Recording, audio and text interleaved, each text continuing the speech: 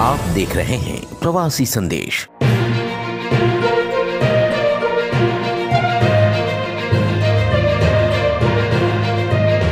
मीरा भाईंदर भाजपा के प्रभारी पद पर हाल ही में जयप्रकाश ठाकुर की नियुक्ति की गई। इसके बाद वो पहली बार भाईंदर दौरे पर आए और उन्होंने पालिका मुख्यालय में पत्रकारों के साथ बात की। उनके साथ विधायक गीता जैन, भाजपा जिला अध्यक्ष एडवोकेट रवि व्यास, नगर सेवक सुरेश खंडेलवाल, जिला महासचिव अजय सिंह, जिला प्रवक्ता गजेंद्र भंडारी एवं मीडिया प्रभारी भरत मिश्रा आदि उपस्थित रहे। जयप्रकाश ठाकुर ने मीडिया से कहा, इस समय भाजपा का पूरा ध्यान महाजनसंपर्क अभियान की सफलता पर है, इसलिए दूसरे विषयों पर वे बात नहीं करेंगे।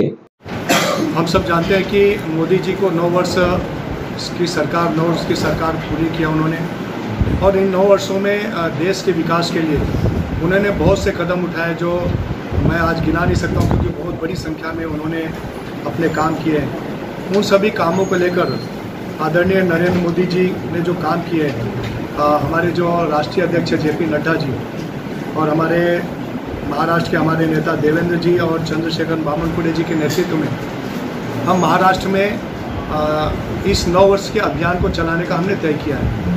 और यही केंद्र से और महाराष्ट्र सरकार द्वारा केंद्र और महाराष्ट्र सरकार ने जो काम किए उनको लोगों के बीच में लेके जाना। जैसे कार्यक्रम की मोदी जी के कार्यक्रम की हम बात करें तो 31 तारीख से आज से लेकर 30 जून तक हम अलग अलग अभियान को लेकर लोगों के बीच में जाएंगे। उसमें आज मोदी जी राजस्थान से संबोधित करेंगे और लोगों को जानकारी देंगे कि कौन कौन से कार्यक्रम किया, और उन कार्यक्रमों को लेकर हम लोगों के बीच में जाएंगे। इसी तरह 1 तारीख से 22 जून तक समर्थक से समर्थन तक प्रत्येक विधानसभा में जो प्रभावशाली व्यक्ति जिसको हम की वोटर कहते हैं, या फिर कलाकार होंगे, पत्रकार होंगे, टीचर्स होंगे, प्रोफेसर होंगे, सीए होंगे, एडवोकेट होंगे, डॉक्टर होंगे, ऐसे जिनको हम की वोटर मानते हैं, ऐसे लोगों से जनसंपर्क करना, उनके साथ बातचीत करना। उसके साथ ही प्रत्येक विधानसभा में जो हमारे वरिष्ठ नेता हैं, सीनियर लीडर हैं, उनकी हम 48 लोकसभा जो है उसमें बड़ी रैली करने का हमने तय किया है। फिर जैसे आज हम पत्रकार परिषद कर रहे हैं, वैसे जब राष्ट्रीय नेता आएंगे, मीरा भाईंदर में आए या हमारे महाराष्ट्र के नेता आएंगे, तब हम प्रेस कॉन्फ्रेंस के माध्यम से उस विषय को लेकर जाएंगे। इस बीच में हम जो इंटेलेक्चुअल हैं, जैसे हमने कहा कि चार्टर्ड अकाउंटेंट, सीए या डॉक्टर या पत्रकार हैं, बुद्धिजीवी हैं, ऐसे लोगों का कॉन्फ्रेंस करना, और ऐसे लोगों के बीच में जो इमरजेंसी लगी थी 25 जून को, उस इमरजेंसी के बारे में बताना, जिसको हम आनी बानी बोलते हैं, आपातकाल बोलते हैं, इमरजेंसी। उस इमरजेंसी में जब इंदिरा गांधी चुनाव हारी थी, तब जब इमरजेंसी उन्होंने लगाई, तब उस समय की घटना जो 2-2.5 साल की थी, और उसके बाद आप सबको पता है जनता पार्टी बनी और जनता पार्टी की सरकार हुई, तो उसके बारे में लोगों को जानकारी देना। जैसा हम सब जानते हैं कि सोशल मीडिया बहुत ज़्यादा इफेक्टिव हुआ है। यूट्यूब के माध्यम से और सोशल मीडिया के माध्यम से लोगों ने बहुत बड़ा एक क्षेत्र बनाया है यूट्यूब के माध्यम से। तो सोशल मीडिया के माध्यम से लोगों के बीच में जाना और मोदी जी के किए हुए कामों को लोगों के बीच में रखना, ऐसा एक हमने तय किया है। फिर जो व्यापारी हैं, जो व्यापारी अपने बिजनेस कर रहे हैं, व्यापारी सेल हैं, उनकी बैठक लगाना, वरिष्ठ कार्यकर्ताओं के साथ संवाद करना। जो हमारे भारतीय जनता पार्टी के मोर्चे हैं, युवा मोर्चा, महिला मोर्चा, अनुसूचित जाति मोर्चा, अल्पसंख्यक मोर्चे, ऐसे 7 मोर्चे हैं, उनका ज्वाइंट कार्यक्रम करना, युवा मोर्चा द्वारा बाइक रैली निकालना।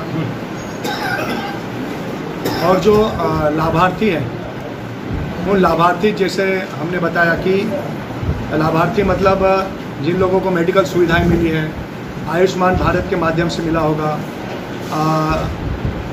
महात्मा फुले योजना है जिससे लोगों को 5 लाख तक की मेडिसिन हम लोग फ्री देते हैं, मेडिकल चीज़ें हम लोग फ्री बांटते हैं, तो उस माध्यम से। फिर हम जानते हैं कि उज्ज्वला गैस का माध्यम हो चाहे राशन देना हो, अलग अलग माध्यमों से हम लाभार्थियों को हमने मोदी जी ने मदद की है। ग्रामीण क्षेत्र में हमने लोगों को घर बना के दिए हैं, उनको चूल्हा दिया है, धुआं मुक्त भारत बनाने का हमने काम किया है, 0 बैलेंस अकाउंट खोलने की बात की है, जनधन योजना है। ऐसे सैकड़ों योजनाएं हैं जो मोदी जी ने अलग अलग वर्गों के लिए की है। तो उस लाभार्थियों का एक मेला हुआ। इस तरह से मोदी @9 विशेष जनसंपर्क अभियान ये आने वाले 30 दिनों में हम चलाएंगे और इस माध्यम से मोदी जी के किए हुए कामों को लोगों के बीच में लेकर जाएंगे।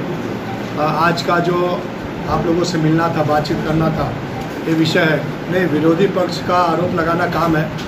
शासन अपने नियमों के अनुसार काम करता है। शासन और प्रशासन ये जो नियम है उस नियम से काम करता है। और जो घोषणाएं जब कोविड काल में काम नहीं हुआ तो मैं मान सकता हूँ महाराष्ट्र में काम नहीं हुआ, क्योंकि जब टास्क फोर्स बना था और उस समय सरकार किसकी थी आप सब जानते हैं। मुख्यमंत्री उद्धव ठाकरे जी थे जिन्होंने फेसबुक द्वारा काम किया। कोविड काल में जो महाराष्ट्र में टास्क फोर्स बना बीजेपी का, उसका मैं महाराष्ट्र का प्रमुख था। और मैं आपको सबको बताऊं कि आपने कोविड की बात की भाई साहब, तो सबसे ज़्यादा वैक्सीनेशन ये महाराष्ट्र को दिया गया उस समय, क्योंकि मुझे पता है। लेकिन सबसे ज़्यादा कैजुअलिटी महाराष्ट्र में हुई, क्योंकि ऑक्सीजन की शॉर्टेज, बेड की शॉर्टेज ये महाराष्ट्र में थी, क्योंकि उस समय की अघाड़ी सरकार ने बिल्कुल ध्यान नहीं दिया। जहाँ जहाँ पे हमारी सरकारें हैं या जहाँ जहाँ पे मोदी जी हैं या जहाँ बीजेपी की सरकारें हैं, हमने जो वादे किए वादों को पूरा करने का काम किया। विरोधी का काम है आरोप लगाना, अभी वो अपना काम करते रहेंगे, उसके लिए तो उनसे ही ज़्यादा पूछेंगे तो अच्छा है। इमरजेंसी लगाई थी इंदिरा गांधी के समय में, तो सर आपको नहीं लगता कि महाराष्ट्र सरकार चुनाव नहीं करा के महाराष्ट्र में इमरजेंसी जैसी स्थिति बना के रखे? देखिए, महाराष्ट्र में जो चुनाव नगर पालिका या महानगर पालिका के रुके हैं, ये पिछले 2-2.5 सालों से रुके हुए हैं, बराबर है। और 2-2.5 साल पहले किसकी सरकार थी ये भी आपको पता है। अपनी सरकार आने के बाद, देवेंद्र जी और एकनाथ शिंदे जी के आने के बाद, कोर्ट में जो इशू था, चाहे ओबीसी का मामला हो या अलग अलग प्रभाग, अभी यहाँ पर कुछ 106 प्रभाग हुए हैं ना, फिर वापस वो 92 के प्रभाग पे आए। मुंबई में 336 पे से वापस 227 पे आए। तो ये जो डिस्प्यूट थे उसको पूरा करके फिर से चुनाव करने की प्रक्रिया में भारतीय जनता पार्टी आई है। जो 2-2.5 साल पिछली सरकार थी उस सरकार ने चुनाव नहीं कराए, तो हम उन लोगों से पूछ सकते हैं कि आपने चुनाव क्यों नहीं कराए। आने वाले मुझे लगता है कि एक कानूनी प्रक्रिया कंप्लीट करके बरसात के बाद चुनाव होने की संभावना है। सर, ये मोदी @9 में आप समाज के हर वर्ग के पास आप जाना चाहते हैं, लेकिन मीडिया भाईंदर में जो गुटबाजी है उसके लिए आप क्या करेंगे, कैसे समाप्त करेंगे? मुझे लगता है कि गुटबाजी का विषय इस समय नहीं है, क्योंकि इस समय हम मोदी जी के कार्यक्रमों को लोगों के बीच में लेके जा रहे हैं और हम सभी से मिलने का मेरा काम चल रहा है। मैं सभी से मिल रहा हूँ और गुटबाजी विषय मेरे सामने तो अभी तक नहीं आई है। आपने निश्चित मुझे बताया तो उसके बारे में हम सर, 1 मिनट और बोल दूँ, जब कहीं और कॉन्फ्रेंस के आयोजित होता है तब इधर भी होता है, दोनों तरफ बराबर वो आग लगी हुई है, तो ये कैसे समाप्त होगा? नहीं, कैसा है कि आज हमारे पूरे जिला की प्रेस कॉन्फ्रेंस है और कई विधानसभाओं में, जैसे अलग अलग विधानसभाओं में भी प्रेस कॉन्फ्रेंस अलग अलग लोग कर रहे हैं, तो यहाँ पे भी जैसा आपने प्रश्न पूछा है तो और कई प्रेस कॉन्फ्रेंस हो रही होगी। तो मेरा ऐसा मानना है कि भारतीय जनता पार्टी कमल को लेकर जो काम करता है वो भारतीय जनता पार्टी का है। जो भारतीय जनता पार्टी के विरुद्ध बात करता होगा तो फिर उसके बारे में सोचा जाता है। तो आज ये पूरे जिला की, पूरे लोकसभा की प्रेस कॉन्फ्रेंस यहाँ पर है और मोदी जी के कार्यक्रमों को लेकर हम लोगों के पास जा रहे हैं। नहीं, स्मार्ट सिटी का आपने निश्चित आपने विषय निकाला है। तो स्मार्ट सिटी मतलब क्या? स्मार्ट सिटी मतलब इंफ्रास्ट्रक्चर, स्मार्ट सिटी मतलब वहाँ की सुविधाएं। और आप देख रहे होंगे चाहे महाराष्ट्र हो चाहे देश हो, आप लोग उसी पैरामीटर से मैं जानना चाहता हूँ जो सरकार का पैरामीटर है, कितनी सारे स्मार्ट हो गई हैं। अरे उसके अगर आपने प्रश्न पूछा तो निश्चित उसकी जानकारी लेकर मैं दूंगा। आज इस समय कितनी सिटी स्मार्ट हुई है वो मुझे भी चेक करना पड़ेगा, लेकिन स्मार्ट सिटी का मतलब होता है कि डेवलपमेंट, हर सिटी का डेवलपमेंट। और उसमें मुंबई शहर हो, चाहे नागपुर शहर हो, चाहे औरंगाबाद हो, चाहे नासिक हो, चाहे पुणे हो, हम देख रहे हैं कि सभी शहरों के बहुत तेज़ी से विकास हो रहे हैं। आज हम अगर समृद्धि मार्ग की बात करें तो नागपुर से शिरडी तक चालू हुआ, अब शिरडी से उसको हम लेकर आए हैं नासिक तक, तो उसका एक्सटेंशन हुआ है। तो स्मार्ट सिटी मतलब क्या है? महाराष्ट्र को स्मार्ट करना मतलब क्या? तो इसका इंफ्रास्ट्रक्चर बढ़ना। लोग कहते हैं ना कि एक ने बहुत अच्छा कहा था कि अमेरिका बहुत अमीर है इसलिए नहीं कि बहुत पैसा है, उसके पास इंफ्रास्ट्रक्चर है। हमारा जब रास्ते बनेंगे, डेवलपमेंट होगा, व्यवसाय बढ़ेगा तो इनकम भी बढ़ती है। तो आज स्मार्ट मतलब हम महाराष्ट्र को स्मार्ट करने की तरफ हैं। और कौन कौन से शहर हुए निश्चित आपने पूछा तो उसके मैं जानता हूं। प्रश्न थोड़ा सा अलग है। 2014 में कहा गया था 100 नए स्मार्ट सिटी बनेंगे, हमें नए नाम सुने। नागपुर सुना हुआ है, मुंबई सुना हुआ, 9 नए जो नहीं सुने थे वो आए वैसे निश्चित में उसकी जानकारी लेके आपको अभी आपके साथ सर मेरा एक सवाल है मोदी जी का नारा था भ्रष्टाचार मुक्त भारत का, ना खाऊंगा ना खाने दूंगा, ऐसा उन्होंने बताया था। आप मुझे कुछ उदाहरण बताइए कि जिसमें भ्रष्टाचार के मुद्दे पर किसी पर कार्रवाई हुई हो, किसी नेता पर या किसी अधिकारी पर। बहुत अच्छा प्रश्न है आपका। मैं तो और उल्टा बोलना चाहता हूँ कि भारतीय जनता पार्टी की केंद्र में सरकार है। आज तक इसके पहले मंत्रियों पे आरोप लगते थे, नेताओं पे आरोप लगते थे, तो भारतीय जनता पार्टी के मोदी जी की सरकार में एक भी मंत्री पर, एक भी नेता पर भ्रष्टाचार का आरोप नहीं लगा। तो मैं सबसे मानता हूँ कि भ्रष्टाचार मुक्त मतलब आज देवेंद्र जी काम कर रहे हैं यहाँ पर, ऐसे जो हमारे अलग अलग मुख्यमंत्री काम कर रहे हैं, वहाँ योगी जी काम कर रहे हैं, ऐसे अलग अलग लोग काम कर रहे हैं। तो मेरा ऐसा मानना है कि किसी पर भ्रष्टाचार का आरोप नहीं लगना और भ्रष्टाचार नहीं होना, यही भ्रष्टाचार मुक्त है, मेरा ऐसा मानना है। लोगों के बीच में और महिलाएं पूछेंगी कि कितना महंगाई बढ़ गया, गैस का दाम बढ़ गया, उसका क्या जवाब देंगे? नहीं, देखिए ऐसा है कि जो गैस का भाव या पेट्रोल डीजल के भाव की हम बात करते हैं, तो उसका जो सरकारी नियम के अनुसार जो पेट्रोल के भाव कम भी होते हैं और ज़्यादा भी होते हैं। अभी बीच में जब अपनी महाराष्ट्र में सरकार आई तो आपको पता है कि डीजल और पेट्रोल का 10 रुपये से 5 रुपये हमने कम किए। तो जहाँ पे आवश्यकता पड़ती है वहाँ पे हम लोग कम भी करते हैं। और महंगाई का जो तथ्य है वो तथ्य के अनुसार महंगाई और ऊपर चलती है। दूसरा अगर हम कहें तो आज के डेट में राशन पर आप गेहूं का रेट, चावल का रेट वो पिछले 5 सालों में नहीं बढ़ा है। और हमने महंगाई को रोकने के लिए जब कोविड काल में भी मोदी जी ने सभी के घरों में चावल और गेहूं देने का जो काम किया, वो सबसे बड़ा काम था कि मार्केट में रेट नहीं बढ़े। और जब गरीब आदमी को हम फ्री में धान्य दे रहे हैं तो निश्चित तौर से उसको मदद मिली और महंगाई कम करने में उसकी मदद मिली। आपने कहा कि आप इमरजेंसी के बारे में बात करेंगे लोगों से, तो उसके पीछे मकसद क्या है आपका? नहीं, आपका मुद्दा बहुत सही है कि इतिहास को हमेशा हमने याद रखना चाहिए। हम छत्रपति शिवाजी महाराज को क्यों पढ़ते हैं? कोई आवश्यकता नहीं है 350 साल पहले की क्या ज़रूरत है, लेकिन हम छत्रपति शिवाजी महाराज को इसलिए पढ़ते हैं कि हमारा गौरव है, हमारा अभिमान है। झांसी की रानी को हम क्यों पढ़ते हैं? क्योंकि हमारा गौरव है।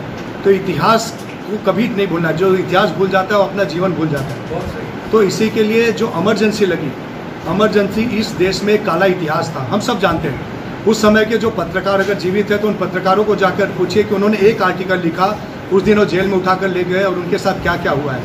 मैं उन पत्रकार, अभी अगर होंगे आप पत्रकार हैं तो आप निश्चित ऐसे पत्रकार को ढूंढिए जिन्होंने इमरजेंसी में सरकार के खिलाफ एक लाइन लिखी, वो जेल गया।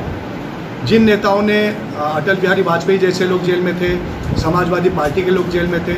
मेरा एक मित्र जेल में था जयपुर के, उसके ना बाल नोच लिए गए। मतलब इतना टॉर्चर किया गया कि हम आप कल्पना नहीं कर सकते। जो आज के लाइफ में हम जी रहे हैं वो कल्पना नहीं कर सकते। तो इमरजेंसी में जो घटना घटी और जो काला इतिहास रचा गया, जो लोग आज बोलते हैं ना कि लोकतंत्र की हत्या, लोकतंत्र की हत्या, आज विरोधी बोलते हैं ना कि मोदी जी, तो लोकतंत्र की हत्या सही में कहाँ हुई?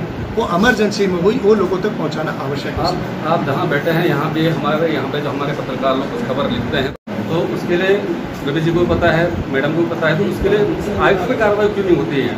इमरजेंसी तो आप यहाँ लिखिए थोड़ा बहुत। फिर से मेरी पत्रकारों से विनंती है कि काफ़ी स्थानिक प्रश्न जो यहाँ महानगर पालिका से है। आज मेरा विषय मोदी जी के 9 वर्ष के अभियान को लेकर है। अच्छा, ये अभियान किस तरीके से चलने वाला और कहाँ चलेगा?